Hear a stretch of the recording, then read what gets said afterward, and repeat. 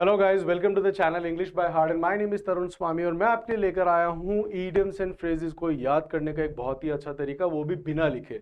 जी हाँ, यहाँ पर हम याद करते हैं फ्रेजेस बिना लिखे। और हमने बहुत सारी अभी सीरीज देखी जिसके अंदर आपको इंसेक्ट्स मिले, जिसके अंदर आपको ग्रीक माइथोलॉजी मिली, जिसके अंदर आपको जो मिडाइवल के जो क्लोथिंग एंड आर्मर्स हमने उसके देखे, है ना। So we have seen many. और इसी के अंदर जो मैं आपके लिए अब लेकर आया हूँ, that is idioms and phrases derived from colours, जो कि अब आपको कलर से देखने को मिलते हैं। तो इस सीरीज को हम शुरू करें उससे पहले जो भी आज हमारे साथ नियोफाइट जुड़े हैं, जो भी आज हमारे साथ पोस्टुलेंट जुड़े हैं, टायरोज, एक बार हम सभी वर्ड्स को, जितने भी हमने वर्ड्स याद करे हैं पहले के वीडियोस में, एक बार हम उनको रिप्राइज कर लेते हैं, एक बार हम उनको रीआइटरेट कर लेते हैं। आई होप आप सभी को पता होगा रिप्राइज करना क्या होता है, रीआइटरेट करना क्या होता है, किसी भी शब्द को रिकैपिचुलेट करना क्या होता है ना। जब भी हम कभी किसी चीज को दोहराते हैं, किसी चीज को रिवाइज करना, किसी चीज को दोहराना, दैट इज रिप्राइज, रीआइटरेट और रिकैपिचुलेट।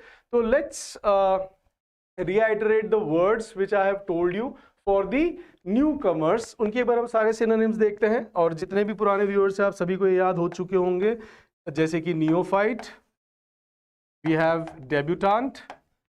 एंड डेब्यूटांट किसके लिए होता है? मेल्स के लिए। अगर फीमेल है तो वहां पर ई आ जाता है, right. Then we have postulants, ये भी हमने देखा है guys. Then we have tyro, then we have rookies, then we have amateur, then we have adroit, maladroit, not adroit. Adroit इसका जस्ट ऑपोजिट होता है, माल एड्रॉइट, जो ढंग से काम नहीं कर रहा है। एक हमने इसके लिए फ्रेज भी देखा था guys, that is green horn, green horn, right. That is जो किसी काम में नया नया होता है, नौ सीखिया होता है, जो काम में नया है उसको हम कहते हैं greenhorn. So these are the words. और यह जितने भी आज न्यू व्यूअर्स है, आपको कोई मैं क्रेस्ट फॉलन फील नहीं करा रहा, आपको बहुत ही मैं डिमीन नहीं कर रहा, बट येस इट इज कि आपको ये वर्ड्स याद हो जाएंगे अगर आप भी वीडियोस देखते हैं, because we always have some novice और नाइव व्यूअर्स, है ना। जो नोविस होते हैं मतलब जो किसी काम में नए नए होते हैं। इसके हमने ऑपोजिट भी देखे हैं, that is veteran. We have seen addle, right, जिसके पास बहुत ज्यादा एक्सपीरियंस है, right. So let's start today's topic, that is idioms and phrases derived from colors. Fine. तो जितने भी न्यूफाइट्स हैं आप सभी का वेलकम है। और हाँ, ये लिखने नहीं है गाइस, है ना, because I use these in the stories before which I have told, इधर in the form of Mahabharata, और आपको भगवत गीता जिसमें सुनाई है, या फिर आपको जो मैंने रैंडम फैबल्स, पैराबल्स, राइट, आपको मैंने जो सुनाए हैं। अभी तक हमने एलेजी नहीं सुनी, अभी तक हमने व्हाट यू कॉल बैलेड नहीं देखे, है ना। तो ये भी बहुत अच्छे वर्ड्स हैं। हाँ, हमने जो फैबल एंड पैराबल्स देखे, वो कहानियों के अंदर आपको बहुत सारे फ्रेजेस भी है, फ्रेजल वर्ब्स भी हैं, and synonym, antonyms and one word substitution भी है, जो कि आपके सभी के एग्जाम्स में जो वोकैब बनती है ना, that is either from synonym, antonyms और from your one word substitution और ईडियम्स और फ्रेजल वर्ब्स। बैंक का, एसबीआई का, I think it was PO in 2016 और 17, I don't remember, but at that time it was कि पूरे paper के 10 के 10 जो ग्रामर के क्वेश्चन थे, that was of phrasal verbs, right. So you have to be very good at your phrasal verbs, कि phrasal verbs भी आपकी अच्छी होनी चाहिए। तो उसकी भी एक अपन सीरीज लेकर आएंगे। I will give you all the things in very interesting manner. बच्चों के साथ होता क्या है कि इडियम्स एंड फ्रेजेस गाइस आपको नेट पर भी मिल जाएंगे, बट आप इतने सारे वर्ड्स को याद कैसे रखो, that is the biggest hurdle. Student के सामने जो सबसे बड़ी हर्डल बनी हुई होती है, राइट। बट हमें इस हर्डल को we have to take it by the, like we have to take the bull by the horns, कि हमें इसको चैलेंज को एक्सेप्ट करना है। That how to by heart these idioms and phrases, वो भी बिना लिखे। जी हाँ, ये मैंने आपको पहले भी कहा था, हम डॉजियस बनाएंगे बट बाद में, when you finish up the lesson of the day, जब आप इसको खत्म कर देते हैं उसके बाद अपने फोन को साइड में रखिए और फिर आप खुद याद करके, see we have to keep the things in our brains till examination at least, है ना। अब एग्जाम तक आपके डॉजियस आपके साथ नहीं जाते, मैं भी आपके साथ नहीं जाऊंगा, कोई भी टीचर नहीं जाता, पेरेंट्स नहीं जाते, भाई बहन नहीं जाते, what goes, that is your brains. So you have to engrave, आपको ये सारे idioms and phrases and words आपको इनग्रेव करने, कहां पर? आपके दिमाग में। एनग्रेव करने मतलब इनको गुथा देने हैं, इनको बैठा लेना है। Fine.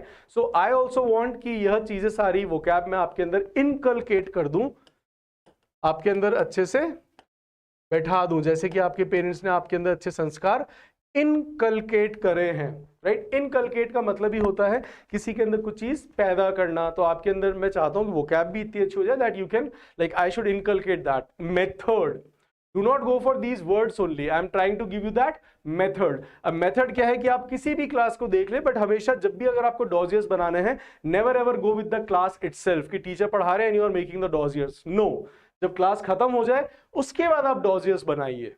Then you can check your memory कि मुझे कितने वर्ड्स याद रह पाते हैं, कितने अच्छे से टीचर ने डिलीवर कराए, या फिर मेरे दिमाग पर कोई इंपैक्ट छोड़ा है ना, कोई प्रभाव छोड़ा है।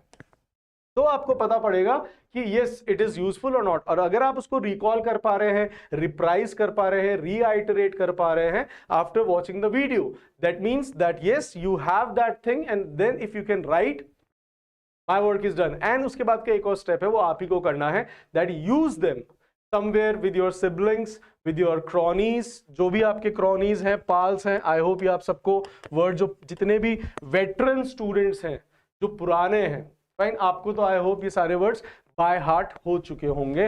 बाय हार्ट हो चुके होंगे मतलब याद, दिल से, बिकॉज जो याद करना है that is it's an involuntary verb, right. दोहराना इज रिमेंबर, याद करना इज नॉट रिमेंबर। याद करना इज बाय हार्ट, बिकॉज कोई भी चीज जब आपको याद होती है वह पहले आपके दिल से होके जाती है, देन आप उसको दोहरा पाते हैं। रिमेंबर इज नॉट टू, और लर्न भी याद नहीं होता है। लर्न का मतलब होता है किसी चीज को सीखना, फाइन।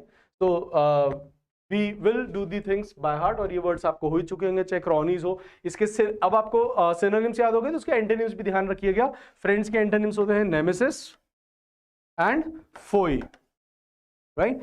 फिर हमने जो देखे हैं आपके जो राइवल्स होते हैं उनके लिए भी हम वर्ड्स यूज करते हैं, उनके लिए भी हमने फ्रेज भी देखे हैं, लॉगर हेड्स और व्हाटएवर, फाइन। सो हमने और भी जोता देखे हैं, तो इनको आप याद रखिए एंड इनको कहीं ना कहीं यूज कर लिए, दिमाग में इनको दोहराते रहिए। It is just the matter of how much you reprise, how much you use them, how much you read them, how much you listen to them. That's why I try कि आपको ज्यादा से ज्यादा जो वर्ड्स है वह मैं आपको बातों में बता सकूं, जिससे कि हमारी वोकैब अच्छी हो जाए। और उसी का एक बहुत इंपॉर्टेंट पार्ट होता है that is idioms and phrases. That's why I have come up with this series in which we always go with the words idioms and phrases in the form of stories, pictures. Fine. So let's start. It's a very common one. ये बहुत ही common है, आप इसको spoken में भी use करते हैं, आप डे टू डे लाइफ में भी इसको यूज करते हो, इवन ये एग्जाम में भी पूछा गया है ना। तो once in a blue moon, तो once in a blue moon that is Eid का चांद की जो बहुत रेयरली चीज होती है, something that happens very rarely, right. तो अगर आपसे कोई पूछता है कि okay do you watch English movies once in a blue moon, do you go there, do clubbing, क्या आप क्लबिंग करते हैं once in a blue moon, right. Are you party animal once in a blue moon, I go in parties, fine. So this is like once in a blue moon का मतलब ही होता है जो कभी कभार चीज होती है। सो दैट इज, इसकी स्टोरी बड़ी अच्छी है, that the phrase dates back to the 16th century. Originally people used blue moon to describe something impossible, जो पहले नामुमकिन हुआ करती थी, बिकॉज जो चांद हुआ करता था वो कभी भी नीला दिखाई नहीं दिया। Letter when an extra full moon occurred in a season called blue moon, तो जब कभी भी कोई एक जो है एक्स्ट्रा नीला चांद हुआ किसी सीजन के अंदर, तब ये कहा गया ब्लू मून, और तब ये एक ईडियम बन गया कि कभी जब सीजन हुआ मतलब बहुत ही क्लियर स्काई हुआ, या बहुत ही उस समय आपके पूर्णिमा भी हुई और सूरज की बिल्कुल आपकी जो है सीधी पूर्णिमा पर आई और चांद पूरा चमक रहा है, और आप किसी ऐसी जगह जहां से आपको बिल्कुल पोल्यूशन फ्री वो दिख रहा है, तो उस सीजन की बात करें तब ये ईडियम बना, दैट इज जो इनफ्रीक्वेंट है, राइट। तो उसको हम कह देते हैं that is once in a blue moon. It's a good phrase, try to use it. जब आप इसको यूज करने लग जाओगे then it will be like back of your hands in vocabulary, right. कि तब अगर आप ये करने लग जाओ तो ये आपके बाएं हाथ का खेल बन जाएगा, and you could do it in GIF, in a jiff, right? Jiff is a very good word, that means चुटकी, बहुत ही जल्दी से, in a nick of time। और निक भी क्या होता है, छोटा, इसी से बनता है निकलोडियन। तो निक का मतलब ही होता है छोटा, और पंजाबी में तो निक्के निक्के होते ही हैं छोटे, इसी से बनता है निक्कर, फाइन। चलते हैं अपन आगे। The next word which we have is green with envy. ये एक अच्छा है, इससे आपका एक और फ्रेज बनता है, that is green eyed monster. ये मैंने पहले ही बताया है, महाभारत की कहानी के अंदर ही बताया है और भी मैंने कहानी के अंदर बताया है। तो यहां पर आपको जो फ्रेजेस या चीजें सारी हैं वह मैं पहले भी आपको दोहरा चुका हूं, और मेरा पर्पस भी है कि अगर आपके सामने 2-3 बार वो कहानी या किसी तरह यूसेज हो जाए तो एग्जाम तक पहुंचते they will be like engraved here, not in your dog's ears. Fine. और मेरी तरफ से मैंने आपके सामने दोहरा दिया, रिआइटरेट कर दिया, बट उसके बाद में अगर आपने उसको लिख भी लिया, यूज भी कर लिया, then you will never forget. फिर उसके बाद आप अपनी जॉब में भी यूज करेंगे, it will B part of your colloquial, that means आपकी आम भाषा का ये हिस्सा बन जाएगा। फाइन। तो इसकी जो हुई है ये हमने पहले भी देखा था जब मैंने आपको ग्रीन आइड मॉन्स्टर बताया था, दैट मीन्स, और ये भी हमने देखा था इवन अभी ग्रीक माइथोलॉजी के अंदर भी। फाइन। तो ये जो एंशियंट ग्रीक्स है वो उनका बिलीव था कि जो आपकी बॉडी फ्लूइड है वो निकलता है और उसी से आपके पूरे जो इमोशंस है वो चलते हैं। तो अगर कोई व्यक्ति बहुत जेलस है, किसी के बारे में बुरी भावना रख रहा है, तो उस समय उसकी जो बाइल है वो ज्यादा सिक्रीट होने लग जाता था, जो कि आपकी पूप के कलर के लिए भी जिम्मेदार होता है। पूप क्या होता है? पूप इज योर, जो आप एक्सक्रीट करते हैं, पॉटी, लैट्रिन, टट्टी, that is poop, right. So poop is a very good word. तो इसी से बनता है निकम्पूप गाइस जो हम बेवकूफ को कहते हैं। तो nincompoop is a very good word जो आप यूज कर सकते हैं गाइस। एंड यहाँ पे ये कहते हैं कि पूप का कलर भी, इसीलिए तो ये जो स्टूल है इसको मेडिकल टर्म में क्या कहते हैं? स्टूल। फाइन। तो इसलिए डॉक्टर्स ने demand your stool for the diagnosis, कि अगर किसी को कोई बीमारी है तो स्टूल देखा जाता है। तो जो एंशिएंट है they were very also intelligent like us. So इनको भी पता था कि जो आपकी बॉडी है वो रिएक्ट करती है, अगर आप जेलस भी हो तो you will have those, you know, आपकी आईज जो है वो येलोइश ग्रीन हो जाएंगी। So they have started that green with envy, की जो जेलस से हो जाए। फाइन। तब ये कॉइन करा गया फ्रेज।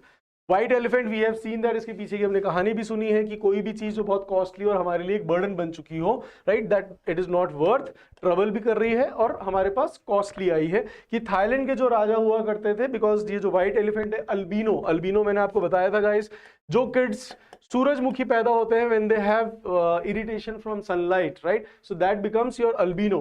तो उस समय यह अपन ने कहानी सुनी थी कि जो राजा है उनके पास जब अल्बिनो आता था उसको बहुत ही सेक्रेड मानते थे, because it is rare, so they could not perform any work from that, उसको वो मार के खा भी नहीं सकते, right. So that's why it is always कि वह जो है वो उसको गिफ्ट कर दिया करते थे एज अ पनिशमेंट, राइट। तो जब वो पनिशमेंट के तौर पर उसको गिफ्ट कर देते तो होता क्या था कि वह एक उनके लिए बर्डन बन जाता था कि उससे काम भी नहीं करवा सकते, सेक्रेड है, एंड दूसरा जो है कि वह एक आपके ऊपर बर्डन बन गया है कि अब आप उसको खा भी नहीं सकते, काम भी नहीं करा सकते, that is this thing. Fine.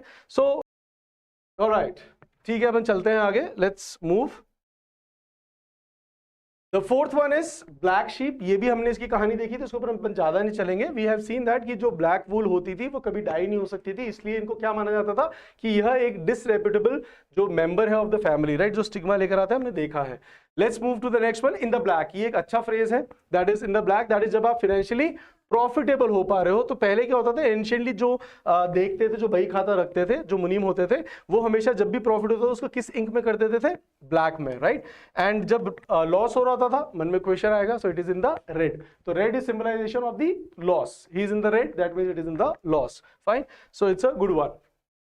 Next है सिल्वर लाइनिंग। ये भी एक अच्छा फ्रेज है। सिल्वर लाइनिंग जो होती है वो एक हमें रे ऑफ होप दिखाती है कि आशा की एक किरण है, जिसको हम कहते हैं सिल्वर लाइनिंग। उसकी जो ओरिजिन है वो जॉन मिल्टन, कभी पढ़िएगा अगर आपको टाइम मिले तो, वेरी गुड राइटर, जिनकी जो है paradise lost and paradise regain, बड़ी इंटरेस्टिंग कहानी है। जब ये अंधे हो गए थे तब इन्होंने अपनी जो बेटी है उन्होंने उसको लिखवाई थी poem, right, that poem, right. So that is paradise lost. पहले तो उन्होंने लिखा था कि जब ये खुद अंधे हुए थे तो ये बोला करते थे, इनकी बेटी लिखा करती थी। So that was his first poem, that is Paradise Lost. Fine. तो इन्होंने यूज करा था इमेज इन कॉमर्स, जिसके अंदर इन्होंने डिस्क्राइब करा था इसी को, that is a ray of hope, because वह बिल्कुल क्रेस्ट फॉलन हो चुके थे when he lost his eyes.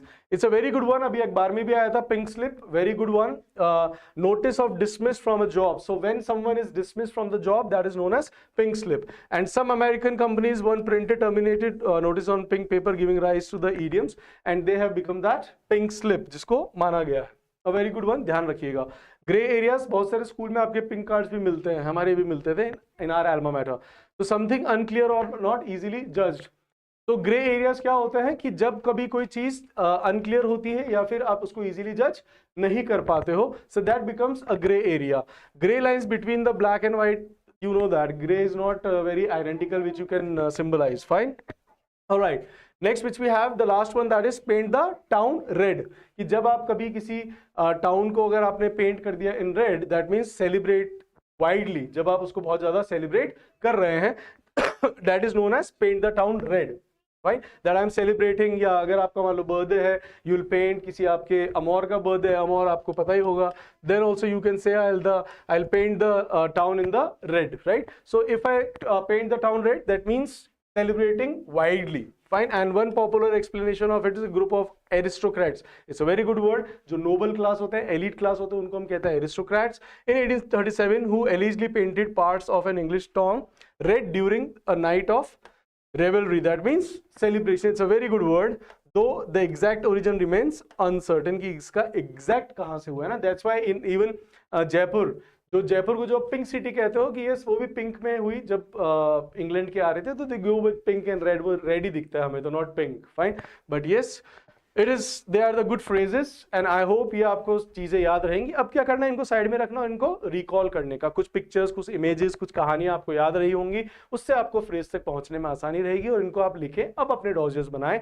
और अगर आपको ये तरीका पसंद आ रहा है और ये इम्पैक्ट डाल रहा है, जैसा कि मुझे स्टूडेंट्स ने कहा, yes it is impacting, it is you know, आपको वर्ड जो है, आपकी वोकैब जो है आपको याद हो रही है. So do comment me, do let me know for that thing, and please like and subscribe and share it with your friends whosoever is preparing for any of the competitive exams. Fine, मिलते हैं अपन next video में. Till then, take care.